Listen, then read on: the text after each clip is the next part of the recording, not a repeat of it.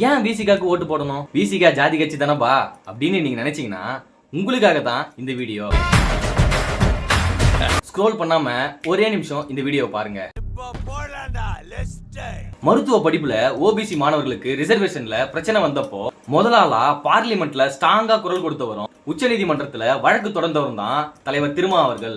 உடனடியாக அதை எதிர்த்தும் கண்டித்தும் விடுதலை சிறுத்தைகள் கட்சியின் சார்பில் அறிக்கை வெளியிட்டோம்.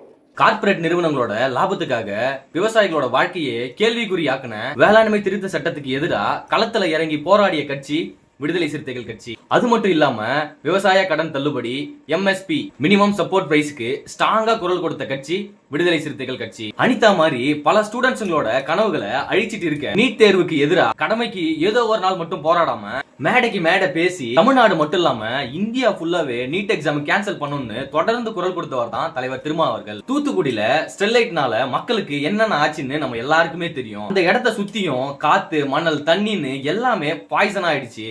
அப்போ மக்களோட மக்களா போராடிய கட்சி தான் விடுதலை சிறுத்தைகள் கட்சி. இன்னைக்கு குடிப்பழக்கத்தால வாழ்க்கையை இழந்த குடும்பங்களை காப்பாத்த கள்ளக்குறிச்சியில 5 லட்சத்துக்கு மேல பெண்களை சேர்த்து நம்ம இந்தியால மட்டும் இல்லாம உலக அரசியலேயே யாரும் பண்ணாத மது ஒழிப்பு மகளிர் மாநாடு நடத்தின கட்சி விடுதலை சிறுத்தைகள் கட்சி. எலெக்ஷன் இன்னைக்கு வரும் நாளைக்கு போவோம், ஆனா மக்களுக்கு ஒண்ணுனா விசிகா தான் வரும். குறிப்பா தலைவர் திருமா தான் வருவாரு. நீங்க நம்பனாலும் நம்பலனாலும் இதுதான் நிஜம்.